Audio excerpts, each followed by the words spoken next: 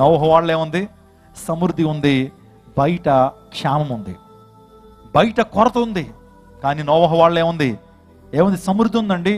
దేవుడు చెప్పాడు, సో ఇన్ని రోజులకి సరిపడే ఆహారాన్ని నీకు, నీ కుటుంబానికి, జంతువులకు కూడా తీసుకెళ్ళు అని చెప్పి ముందుగానే ప్రిపేర్ చేశాడు. కాబట్టి ఆ నోవహు ఓడలోకి సమస్త ఆహారం తీసుకెళ్ళాడు. కానీ బయట ప్రజలకి ఎలా ఉంది పరిస్థితి? ఎప్పుడైతే నీరు వారి ఇంటిని ముంచేసింది, వారి గ్రామాన్ని ముంచేసింది, అలాంటి టైంలో వారికి భయంకరమైన క్షామం, కరువు. ఒక మాట నేను చెప్పనివ్వండి, ఈరోజు యేసుక్రీస్తు ప్రభువులో ఉన్నటువంటి వారికి ఏముంది? సమృద్ధి ఉందండి. సమృద్ధి జీవంతో ప్రభు మనల్ని నింపేటువంటి వాడు, ఆధ్యాత్మిక ఆశీర్వాదం మనల్ని నింపేటువంటి వాడు. సంతుష్టి సహితమైన దైవభక్తి గొప్ప లాభ సాధకం అన్నాడు. భక్తి చేస్తే లాభమా కాదా? ఏమంటే ఇలా కూర్చోవటం ఏమైనా వృధా అంటారా?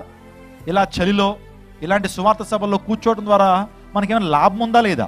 ప్రభుని నమ్ముకోవడం ద్వారా లాభం ఉందా లేదా? చెప్పండి.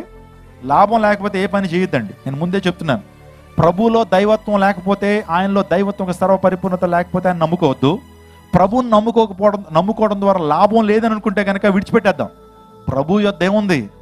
క్షేమం ఉంది. ప్రభు దగ్గర రక్షణ ఉంది. డబ్బుతో కొనలేనటువంటి గొప్ప దీవెనలు యేసు ప్రభు దగ్గర ఉంది. కాబట్టి ఆ నమ్ముకోమని మీకు విజ్ఞప్తి చేస్తున్నాం. ఎందుకు ఈ సువార్త?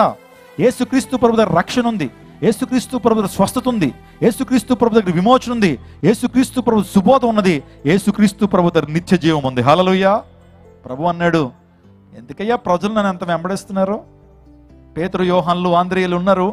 వెళ్తా ఉంటున్నాడు, ప్రజలు నన్ను ఎందుకు వెంబడిస్తున్నారు, ఇంతగా నన్ను ఎందుకు వెంబడిస్తున్నారంటే వాళ్ళు చెప్పారు, నీ దగ్గర 5 రొట్టెలు 2 చేపలు 20,000 మందికి పంచి పెడుతున్నావు కదా, నీ దగ్గరికి వస్తే చక్కటి భోజనాలు పెడతావు, చక్కగా రొట్టె మాంసం పెడతావు అని చెప్పి అనేక మంది ప్రజలు నేను వెంబడిస్తున్నారయ్యా అని అన్నాడు. ఆ తర్వాత ఇంకా ఎందుకు వెంబడిస్తున్నారంటే, నువ్వు స్వస్థపరుస్తున్నావు కాబట్టి, నువ్వు అనేక మంది స్వస్థపరుస్తున్నావు, నీ వస్త్రపు చెంగును ముట్టుకుంటే అనేక మంది స్వస్థపరచబడుతున్నారు, అందుని బట్టి స్వస్థత కొరకు అనేక మంది నేను వెంబడిస్తున్నారయ్యా అని అన్నాడు. ఆ తర్వాత ఇంకా చాలా చాలా కారణాలు చెప్పిన తర్వాత ప్రభు అంటాడు, నువ్వెందుకు వెంబడిస్తున్నావు అని అడిగాడు. పేతురు, నువ్వెందుకు వెంబడిస్తున్నావు, నన్ను ఎందుకు వెంబడిస్తున్నావు అని అంటే అప్పుడు పేతురు అంటాడు, నువ్వే కదా నిత్య జీవపు మాటలు కలిగినటువంటి వాడివి, నిత్య జీవం కొరకు నేను వెంబడిస్తున్నాను. గట్టిగా చప్పలు కొడుతూ దేవుని మహిమపరచండి. ఈ రాత్రి కాల సమయంలో నువ్వు నిత్య జీవం కొరకు, నీ జీవితంలో యేసుక్రీస్తు ప్రభు వారిని జీవం కొరకు ఆయన వెంబడించాలి. అందుని బట్టి యేసు ప్రభు ఈ లోకానికి వచ్చి, నేనే మార్గమును జీవమును, నేనే సత్యం, I am the way, the truth and the life అని యేసుక్రీస్తు ప్రభు వారు చెప్పారు. ఆయనలో జీవం ఉంది. ఏ జీవం అయితే ఆదపితరులైనటువంటి ఆదామవ్వలు కోల్పోయారో, ఏదైనా వనంలో తినవద్దన్న పండ్లు తిని ఆజ్ఞాతిక్రమం పాపం చేసినప్పుడు ఆ యొక్క జీవాన్ని కోల్పోయారో, అదే జీవాన్ని ఇవ్వడం కొరకు కడపటి ఆదాముగా యేసుక్రీస్తు నాథుడు ఈ లోకానికి వచ్చి మనందరి కొరకు తన అమూల్యమైన రక్తాన్ని కార్చి నిత్య జీవాన్ని కానుకగా మనందరికి అనుగ్రహించారు. గట్టిగా చప్పలు కొడుతూ దేవుని నామమును మహిమపరచండి. దేవుడి లోకమును ఎంతో ప్రేమించును కాగా తన ద్వితీయ కుమారునిగా పుట్టిన వాని విశ్వాసం ఉంచి ప్రతి ఒక్కరు నశింపక నిత్య జీవం పొందినట్లు ఆయనను అనుగ్రహించెను. For God so loved the world, he sent his only begotten son, whoever believes in shall not perish but have everlasting life. నిత్య జీవం ఇస్తాడని ప్రభువుని నమ్ముకోవాలి. దాంతో పాటుగా నిత్య జీవంతో పాటుగానే నీతిలో సమస్తాన్ని కూడా ప్రభు అనుగ్రహిస్తాడు. బుద్ధి, జ్ఞానము, సర్వసంపదలు ఆయన గుప్తంలా ఉన్నాయి. యేసుక్రీస్తు ప్రభు నమ్ముకోవడం ద్వారా లాభం ఉంది. సంతుష్టి సహితమైన దైవభక్తి గొప్ప లాభ సాధకం. స్తోత్రం చెప్పండి. చిన్న ప్రాక్టికల్గా ఒక విషయం చెప్పనా? ఒకవేళ if you are a drunkard tonight, ఈరోజు ఒక త్రాగుబోతు అయితే, if you are a smoker tonight, ఈరోజు ఒక మద్యపానం ధూమపానం చేసిన వ్యక్తి అయితే, if you are addicted with lot of problems, నీ జీవితంలో కొన్ని వ్యసనాలకు బానిసైపోయిన వ్యక్తి అయితే, ప్రభు దగ్గరికి రాగానే దేవుడు గొప్ప విడుదలను ఇస్తాడు. స్తోత్రం చెప్పండి. హల్లెలూయా. నువ్వు ఎంతో కాలం నుంచి మానలేకపోతున్నావు అని అనుకుంటున్నావు కదా, ఈ మద్యపానాన్ని నాకు అలవాటు అయిపోయింది, నన్ను విడిచిపెట్టలేకపోతున్నాను అనుకుంటున్నావు. కానీ ప్రభు పాదాల దగ్గర నువ్వు వస్తే కనుక ప్రభు పాదాల దగ్గర విడుదల ఉంది. ప్రభు పాదాల దగ్గర వ్యసనాల నుంచి విడుదల ఉంది. నువ్వు ఏ వ్యసనం అయితే అంతగా ఇష్టపడుతున్నావో, ఏ పాపాన్ని అయితే అంతగా నువ్వు ఇష్టపడుతున్నావో, ఆ పాపాన్ని అసహించుకునేటువంటి వ్యక్తిగా దేవుడిని చేయగలడు. హల్లెలూయా. నాకు తెలిసిన చాలా మంది ఒకప్పుడు భయంకరమైన చైన్ స్మోకర్స్, అలాంటి స్మోక్ చేసేటువంటి వారు ఈ రోజున ఎవరన్నా ప్రక్కన సిగరెట్ కాల్స్తుంటే, ప్రభు ఆ వాసన పట్టలేదయ్యా, పక్కకి వెళ్ళి కాల్చుకో అని చెప్తున్నారంటే ఆశ్చర్యపోయాను. ఒకప్పుడు ఇదే వ్యక్తి ఏమండి అనేక మందికి ఇబ్బందికరంగా ఉన్నటువంటి వ్యక్తి ప్రభుని నమ్ముకున్న తర్వాత ఆ వాసన కూడా పీల్చడానికి ఇష్టపడట్లేదు. ఒక విషయాన్ని చెప్తున్నాను, ఇక్కడ ఎవరైనా స్మోకర్స్ ఉంటే ఒక విషయాన్ని చెప్తున్నాను. స్మోకింగ్ నువ్వు చేస్తున్నప్పుడు ఆ పొగట నీ పిల్లలు కానీ ఎవరైనా పీల్చితేనట క్యాన్సర్ రావడానికి 90% ఛాన్సెస్ ఉన్నాయట. ఈరోజు శాస్త్రవేత్తలు చెప్తున్నారు, డాక్టర్లు చెప్తున్నారు. So active smoking passive smoking is more dangerous then active smoking. అంటే మనిషి పొగ తాగటం ఒక ఎత్తు అయితే, పొగను పీల్చినప్పుడు మిగతా వ్యక్తుల యొక్క పొగను పీల్చుతున్నప్పుడు అది ఇంకా మరింత డేంజరస్ అని చెప్తా ఉన్నారు. క్యాన్సర్లు వస్తున్నాయని ఈరోజు చెప్తా ఉన్నారు. ఒక మాట నన్ను చెప్పనివ్వండి, రాత్రికాల సమయంలో ఈరోజు నా సంతుష్టి సహితమైన దైవభక్తి గొప్ప లాభసాధకం నువ్వు ఎప్పుడైతే ప్రభు దగ్గరకు వచ్చావో ఆ ఖర్చు అంతా కూడా మిగిలిపోద్ది. స్తోత్రం చెప్పండి. ఈరోజున దేవాదేవుడు నీ జీవితంలో సమృద్ధిని ఇవ్వగలడు. నిశ్చయముగా నీ చేతుల కష్టార్జితం నువ్వు అనుభవించదు. నీ లోకి నీ భార్య ఫలించు ద్రాక్షావళిలో ఉండును అనే మాట మనం చూస్తున్నాం. ఇది మన సంపాదన మనం అనుభవించాలండి. ఎవరో సంపాదన మనకు అక్కర్లా, మన కష్టార్జితం మనం అనుభవిస్తే చాలు. ఆ కష్టార్జితాన్ని అనుభవించేటువంటి వ్యక్తిగా దేవాదేవుడు నిన్ను నన్ను చేయగలడు. ఓడలో ఏముంది? సమృద్ధి ఉంది. బయట ఏముంది? క్షామం ఉంది. ఈరోజు నిజంగా దేవుని బిడ్డవైతే సింహపు పిల్లలు ఆకలి కొని లేమి కలిగినను, నిజంగా నా యందు నిరీక్షణ కలిగినటువంటి వారు, నా యందు విశ్వాసం ఉంచినటువంటి వారు ఏం చేయరన్నాడు? దప్పి కొనరు, ఆకలి కొనరు అని ప్రభు మాట్లాడుతూ వచ్చాడు. ప్రపంచం అంతా ఈరోజు కరువు కోరలో చిక్కుకుపోయిన ప్రభు తన బిడ్డల్ని పోషిస్తాడు. స్తోత్రం చెప్పడం హల్లెలూయా. ప్రపంచం అంతా కూడా కరువు కోరలో చిక్కుకున్న, ఆహారం లేకపోయినా దేవాదేవుడు అరుచు పిల్ల కాకులకు ఆహారం పెట్టేటువంటి దేవుడు తన బిడ్డలను ఏనాడు కూడా ఏం చేయడు? ఏమండి, ఏనాడు కూడా పస్తులు ఉంచడు. స్తోత్రం చెప్పండి విశ్వాసంతో. కరోనా టైంలో దేవుడు మనల్ని పస్తులు ఉంచాడండి.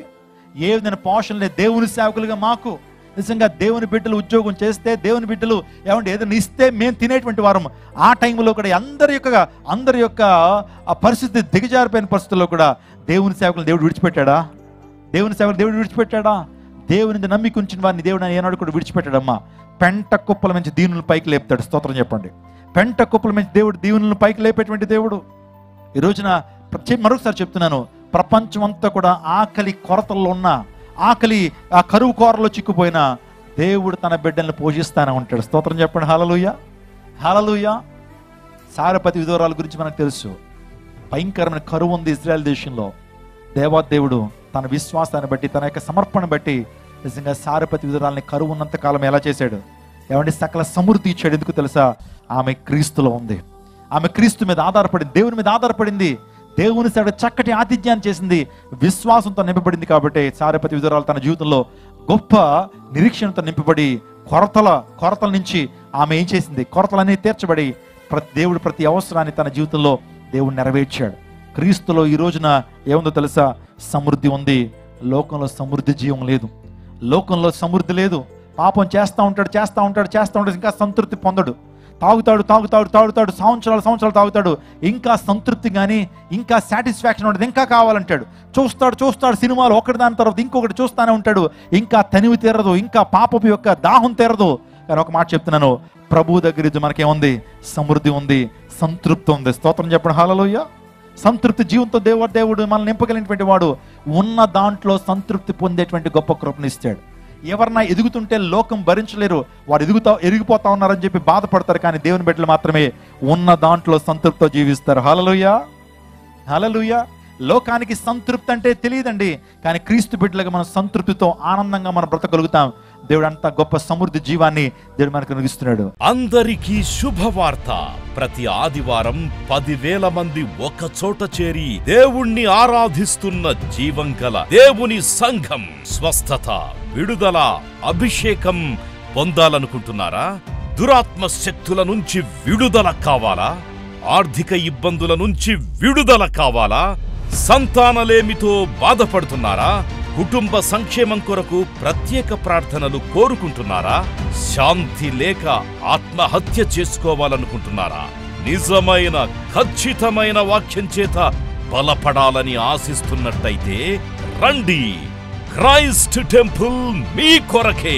ప్రతి ఆదివారం 4 ఆరాధనలు జరుగుతున్నాయి. మొదటి ఆరాధన ఉదయం 6 గంటలకు, రెండవ ఆరాధన ఉదయం 8 గంటలకు, మూడవ ఆరాధన ఉదయం 10 గంటలకు, నాల్గవ ఆరాధన సాయంత్రం 6:30 జరుగును. స్థలం Christ temple, Mary Stella indoor stadium, Pantakaluva road, NTR circle, Vijayawada. ముఖ్య ప్రసంగికులు ప్రపంచ వ్యాప్తంగా వాక్యమునందించి కోట్లాది మందికి దీవెనకరముగా ఉన్న మన దైవజనులు రెవరెండ్ డాక్టర్ పాల్ ఇమాన్యుయల్ గారు మరియు నిస్సీ పాల్ గారు శక్తివంతమైన సందేశాలను అందించి ప్రతి ఒక్కరి కొరకు ప్రత్యేక ప్రార్థనలు చేయుదురు. హృదయాలను హత్తుకునే అద్భుతమైన స్తుతి ఆరాధన సాక్ష్యాలు, ప్రతి విశ్వాసిపై ప్రత్యేక శ్రద్ధ, గృహ దర్శనాలు, ఇంకా మరెన్నో.